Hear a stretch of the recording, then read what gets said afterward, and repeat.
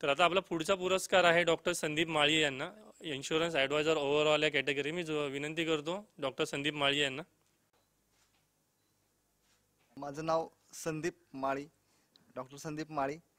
Doctor सांगायचं कारण की 1-1.5 वर्षापूर्वी अमित सरांनी बँकॉकच्या कार्यक्रमात आम्हाला सहकारातील चांगल्या कामाबद्दल डॉक्टरेट पदवी मिळवून दिली. आणि मला वाटतंय ग्रामीण भागामधील एका कमी वयाच्या युवकाला यांनी ती पहिलीच पदवी आमच्या भागामध्ये मिळवून दिली. माझं गाव कुंडल, जे महाराष्ट्रामध्ये क्रांतीसाठी प्रसिद्ध आहे, का तर 101 स्वातंत्र्य सैनिक आमच्या गावामध्ये होते. जिल्हा सांगली आणि कराडपासून 35-40 किलोमीटरवर आमचं गाव आहे. मला वाटतं मी अमित सरांच्या ह्या 3ऱ्या कार्यक्रमाला आलोय आत्ता.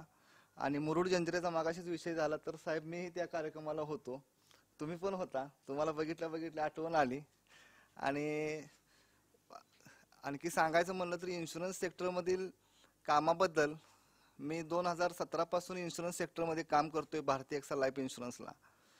मला वाटतं पहिल्याच वर्षी इन्शुरन्समधील MDRT पोस्ट मी 45 दिवसाच्या बिझनेसमध्ये पूर्ण केली.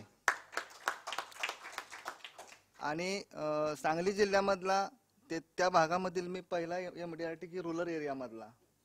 मग त्यासाठी कंपनीनं मला बाहेरच्या देशामध्ये जवळपास 14-15 देशामध्ये टूर्स दिल्या. आणि बऱ्याच ठिकाणी कंपनीचे लोक पण कोऑपरेटिव्ह सेक्टरमध्ये इन्शुरन्सचं महत्त्व लोकांना सांगण्यासाठी घेऊन जातात. आणि अजूनही असं कुठलाही मंथ माझा जात नाही की इन्शुरन्सच्या त्या मंथमध्ये माझ्या पॉलिसी होत नाहीत. हर मंथ, प्रत्येक मंथला पॉलिसी असतात. माझ्या माहितीप्रमाणे 3 वर्षामध्ये असं एकही मंथ नाही की त्या मंथमध्ये पॉलिसी नाहीत.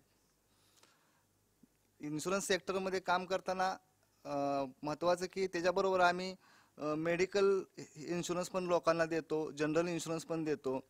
ग्रामीण भागामध्ये सर्वसाधारणपणे लोकांना इन्शुरन्सची तेवढी माहिती नाही आहे, तेवढे त्यांचं समजत नाही लोकांना की ह्याचं महत्त्व किती आहे ते समजत नाही.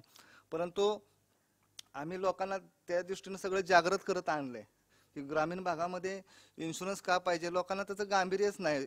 जर कुठला काय आता हे कोरोनाचं वगैरे झालं तर लोकांना खिशातले पैसे घालतात, मेडिकल इन्शुरन्स करत नाहीत.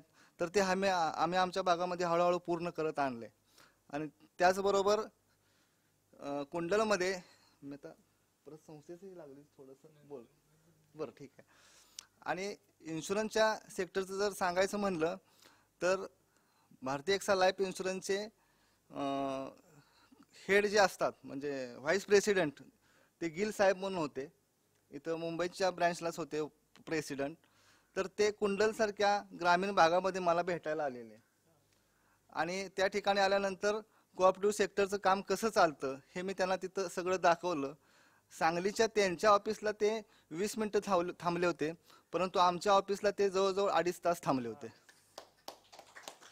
तर इन्शुरन्स सेक्टरबद्दल ही एवढी थोडीशी माहिती देऊन मी माझं मनोगत पूर्ण करतो.